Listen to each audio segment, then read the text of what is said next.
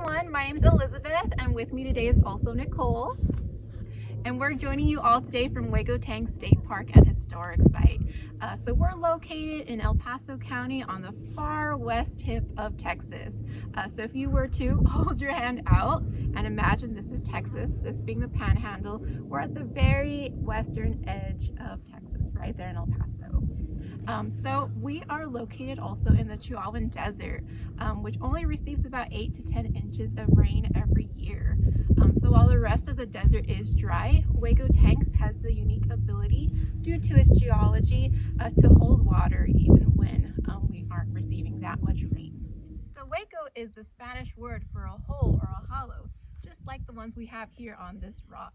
And these huecos have shaped this entire ecosystem from plants and animals all the way to humans. So today we're going to be learning about these huecos. They're also known as vernal pools, as well as the curious worlds within them. So now that I'm joining you all from our amphitheater in the shade, nice and situated and cozy, let's talk about the formation of these boulders here at Huecos. The geology also of the rock that we find here. So if you're around mountains or you're from El Paso, you'll notice we got quite a bit of mountains in our area. Just how tall they can get, how long those ranges can be. So those mountains were formed in a different process compared to the boulders here at Huecos. Our rocks are much shorter, not super tall, and you can really see the strata or the lines, the layers all over this rock very easily. So first I'm going to demonstrate using my really fancy dry erase board a few components as far as how mountains are formed, how Huecos was formed, and then we'll kind of talk about how the formation has really shaped the wildlife and the plant life and even human history here at the park. So first, let's start with Earth. So this is Earth. The Earth is made up of 3 different layers. So if you were to dig a hole straight down through the ground, you'll eventually come across what is known as the Earth's core. So this core is made up of hot, melted rock, magma. And then you have the mantle and a very thin layer outside of it, and what we're actually on is the Earth's crust. So the Earth's crust is actually made up of pieces, plates, that kind of act like puzzle pieces. These plates are known as tectonic plates. Tectonic plates can actually move on the Earth's crust, and this is how we get mountains. This is also how we get earthquakes, volcanoes. There's a lot of movement there. So if you imagine 2 plates kind of next to each other, there's a few different ways these plates can move. To make most of the mountains you see, there is this movement of towards each other. And as they press, they grow and grow and grow. So mountains are always getting bigger. Sometimes the plates can actually move down together, causing a rift or a valley. And even sometimes they can crash into on each other, and slowly one goes under and one goes up. This can also cause hills, mountains. This is also how a lot of earthquakes do happen. So here at Huecos, a whole different process occurred to make these boulders. So as I erase this, I'm going to set the stage for you all.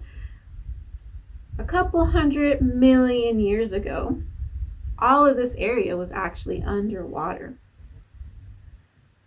So there was a lot of animals with bones and shells, a lot of calcium minerals in the ocean. And as those animals died, their bodies, their shells eventually drifted down to the bottom of the ocean. So over time, that layer got thicker and thicker. It got harder, and that left a layer of limestone, which is a softer rock, but still pretty thick and strong. So most of the mountains in El Paso County actually have a layer of limestone in them because this was all underwater. Eventually, the climate changed, there's a lot of movement, and the oceans went away. which left a lot of the limestone exposed. So that is where we're going to start Hueco Tanks' story.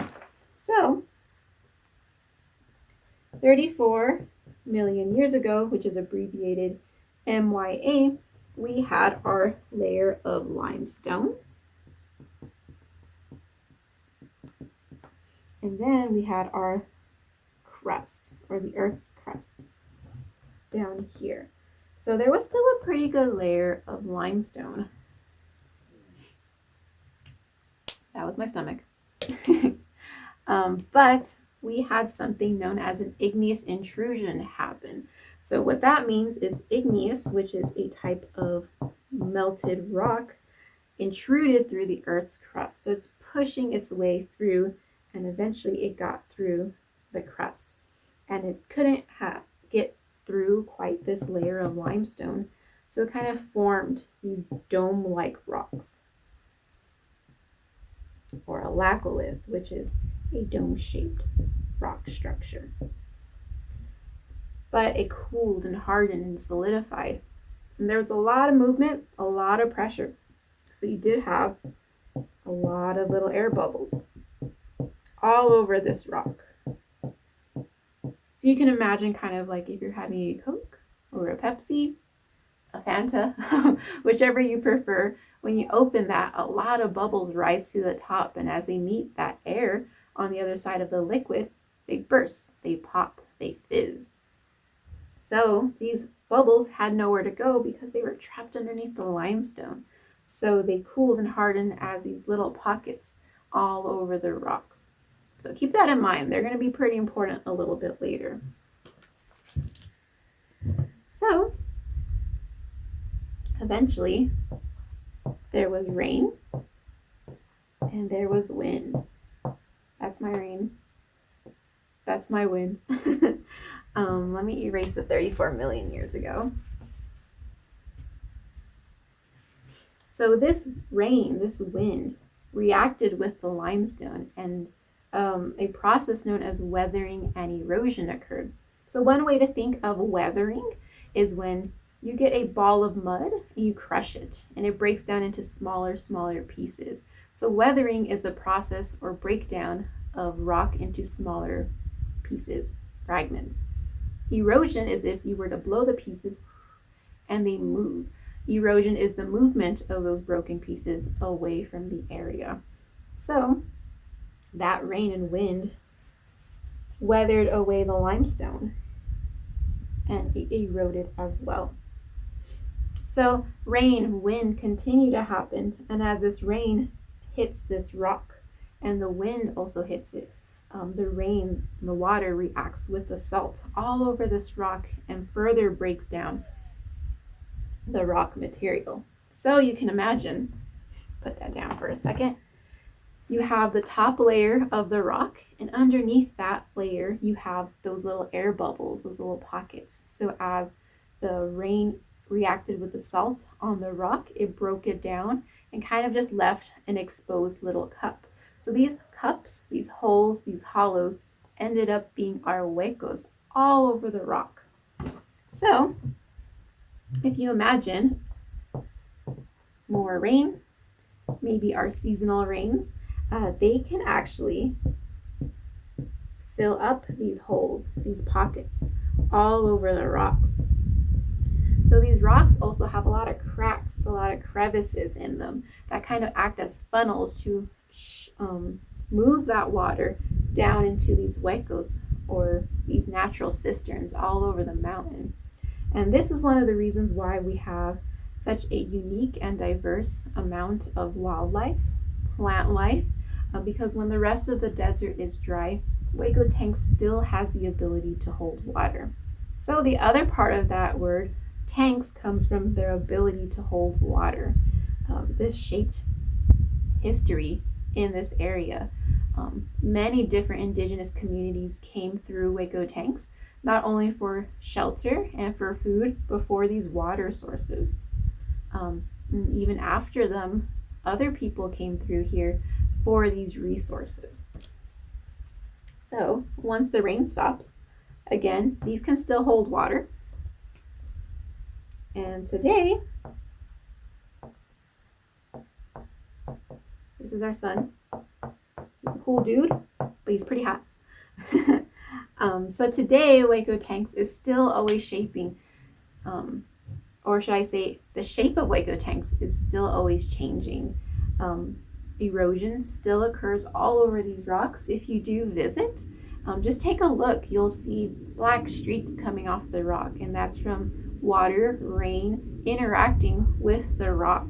Hueco tanks does catch a lot of water still, so if you do happen to come during our rainy season, we hope you see those really cool waterfalls and just how different this area is. It really comes to life, really gets green compared to the other areas in the Chihuahuan Desert. So now that we've talked about how these huecos were formed, let's look at some. So huecos can range in size from about the size of a golf ball to a much, much larger size, like this one over here, which is about the size of a swimming pool. And when it rains, our seasonal rains can really fill up these huecos, making it a very, very good environment for many different organisms.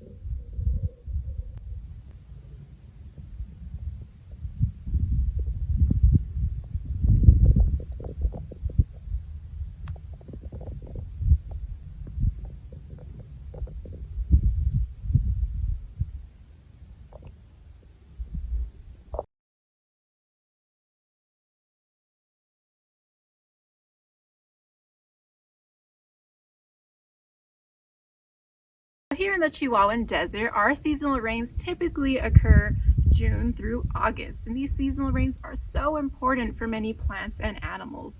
Right now, we're actually filming on top of a mountain, so on mountains, you wouldn't typically think you'd see grasses, ocotillo, yuccas, but here in this area, it really demonstrates just how important these seasonal rains are for these ecosystems.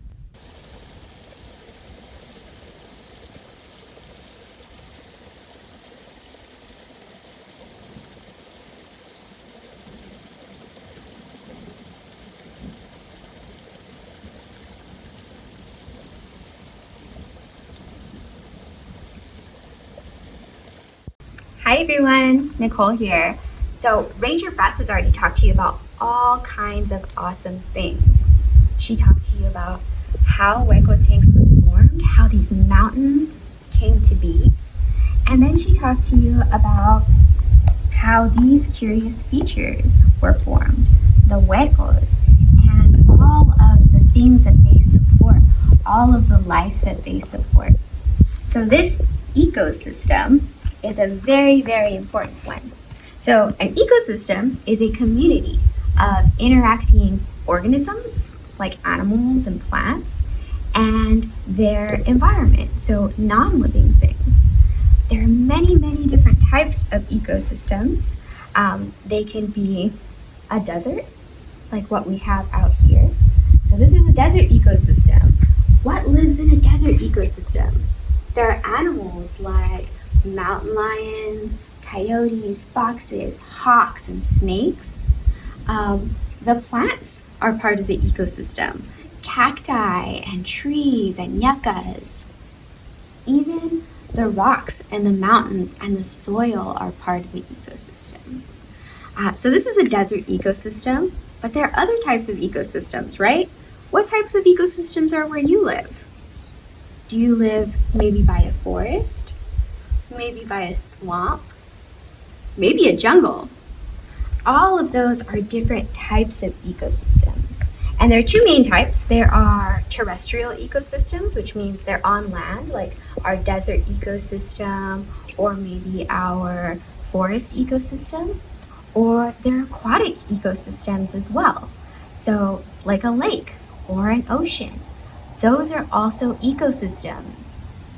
Now, you might find it hard to believe, but there's actually an aquatic ecosystem right here in the middle of the desert. And it's in these huecos. So you can see them here.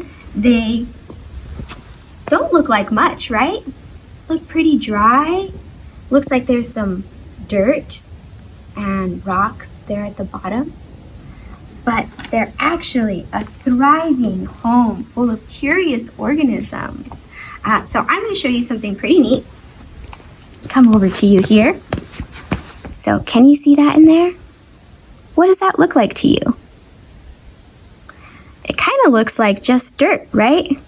So it looks like the dirt that's at the bottom of this hueco. Now, this is more than just dirt. This is actually very important.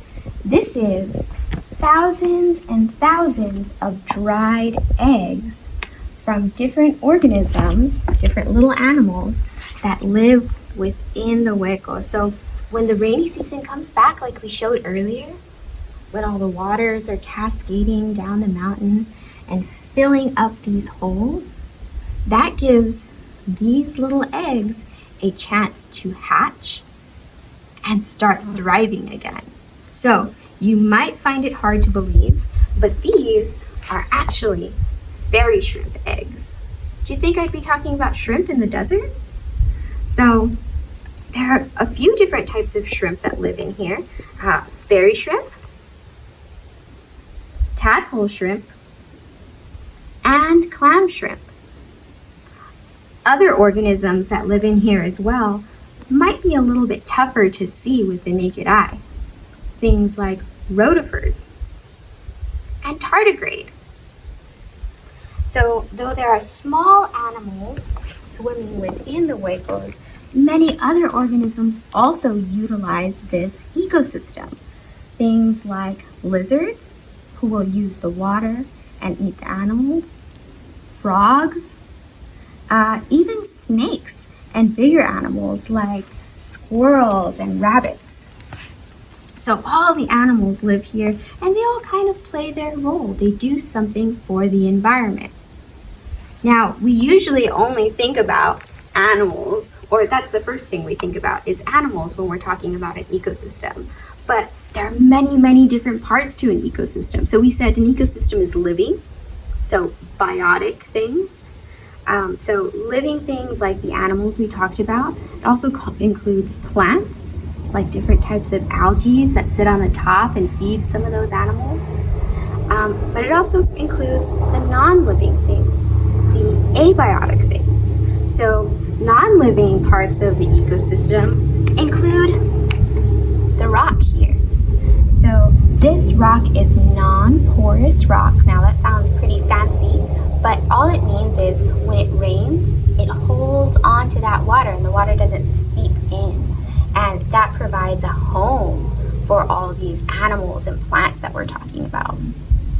It also includes the sun up in the sky, and it also includes things like the air. So these non-living parts of the ecosystem are very, very important. Now, everything helps keep a balance and everything plays its role. So that balance is very, very important. And we as humans can sometimes disrupt that balance. And we can do so very easily, which is why it's important for us to be aware of the things that are around us. This morning, as I hope you did, I washed my hands. Maybe I put some hand sanitizer on. Before I came out here into the sun, I also put a little bit of sunscreen. All of those things are still sitting on my skin. And all it takes is for me to touch the hueco with my hands, and I am disrupting the ecosystem by letting those oils and chemicals from my sunscreen and my soap get into the water here, which could potentially disrupt the ecosystem and disrupt the balance of all of those little organisms. So it's very important as we walk around to keep in mind what we're doing and how it affects the ecosystem and the environment. Now that we've talked about an ecosystem and the different organisms within it, let's talk a little bit about the different roles within that ecosystem. So there are different organisms and different parts of the ecosystem that provide a flow of energy. So we are talking here about food chains. Just like you and I, we're part of a food chain. So think of maybe the salad that I ate for lunch today. That salad was grown with sun. So the sun grows the salad feeds me. So that's our food chain right there. And within different ecosystems, there are different food chains, different flows of energy. So here I've got a little example of a food chain from a hueco. So first we're going to start off with the sun. This is a producer. So this produces energy. It's the main source of energy. And the sun helps algae grow. So algae is a primary producer. So it also produces energy from the main flow of energy of the sun. This here is a little rotifer, one of those little organisms that we can't see with our naked eye. It's super, super small, but this rotifer will eat the algae, making it a consumer. So it consumes, and it's a primary consumer. It's the first consumer that consumes the producer. From there, we've got a little fairy shrimp. It's a little bit bigger. Now, fairy shrimp's favorite snack is the rotifer. So this is a secondary consumer, so it eats the primary consumer. And then we've got here a dragonfly. Did you know that dragonflies were carnivorous? They love to eat things like fairy shrimp. So this in our food chain is the top consumer, making it the tertiary consumer. So this one eats this one, and this one eats this one, and this one eats this one, and this one gets its energy from the sun. So we've got our nice little food chain. Can you think of any food chains in your environment? The environment here at Hueco Tanks, the rocks and the huecos and the fact that it holds water, not only supports all the cool ecosystems we've been talking about, the aquatic ecosystems in the huecos, all of the neat plants and animals that live here, but all of those things have also supported at least 10,000 years of human history. Native Americans have been utilizing everything that this place provides. The water in the huecos, the plants, the animals, all of those things have been utilized for people for thousands and thousands of years. We can see clues to how people lived here in things like artifacts. So artifacts are clues that scientists like archaeologists can use to tell how people lived in an area and how they utilized everything around them. So here we see lots of those different clues. Right here where I'm at right now, we can see one type of artifact right here. So this is called a feature. This is a grinding feature, a molcajete type. So if you've ever had like a salsa molcajete, that means it's ground up like this. So this hole here was made by Native Americans, and it was used to grind up different types of foods, things like mesquite, corn, and other plants. It's also used for grinding pigment for different types of paints. And we'll see a little bit more about why people were grinding up pigment for paints. But just the grinding of those plants could not grow here if not for the water that the huecos provide. Another cool feature that we see here that points to people living here for a very long time is this rock. So you see how super slick it is? This is called body polish. So you can see how super slippery it is. And basically this is from thousands and thousands of years of people slipping and sliding into the rock. And just look at how great of a shelter this provides. This rock not only helps hold the water, make the huecos, but it makes a great place to get out of the sun and the wind and the rain. So come on down this way and we'll see another cool artifact right here.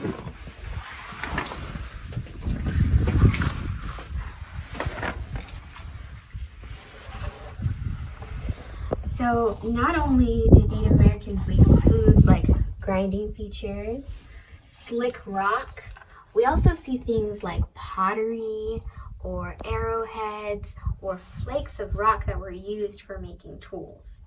We also see thousands of pictographs. So pictographs are paintings that were left on the walls, and these images depict all kinds of things. They might depict interactions with other groups of people. They might depict events, places, ceremonies. Some things are so old, so prehistoric, that we don't even know what they quite mean.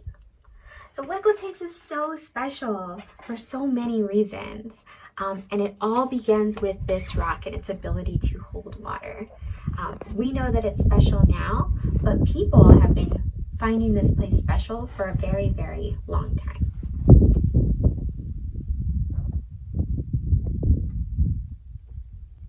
All right, so that is going to be the end of our program today. Thank you all so much for joining Ranger Nicole and myself to learn a little bit more about seasonal rains here in the Chihuahuan Desert and the importance of huecos here at this site. Not only did we learn about how our boulders were formed, how these huecos might have been formed, but we learned about the micro ecosystems within huecos, also the ecosystems around them. And finally, we talked about how human history has been shaped by the water here at Hueco tanks. So a few things I want you all to think about are, 1, how is water important in your life? Maybe you need water to cook. Maybe you need water to clean yourself, so shower or take a bath. But you also need water to stay healthy, right? To stay hydrated. So water plays many different roles. So think about how life would be if we didn't have water, right? Also, think about what kind of ecosystem you live in. Do you live in a desert like the one we are in here at Hueco Tanks? Or maybe you live by the ocean, in a forest. Everything has a role in our ecosystems as well. So just think about the different things around you and their role in your ecosystem. Finally, maybe think about the food chains around you. You're part of a food chain. You eat things, right? Maybe you had a hamburger for lunch. That cow ate grass, and that grass got its energy from the sun. So everything has a role in our ecosystems. If you remove one thing out of that role, out of the ecosystem, it really changes the health of the land, the environments, and those ecosystems. So water continues to be a very important element because it shapes not only our boulders, but all of our landscapes. Water is also super important to keep organisms healthy, those ecosystems again. And water is so important when it comes to human history. Humans are drawn to areas with water. So Hueco tanks would have a very different story if we didn't have water. So I hope you all can have the chance someday to come visit here at Hueco Tank State Park and Historic Site, especially during the rainy season, so you can just see how different our area is when we do get those seasonal rains.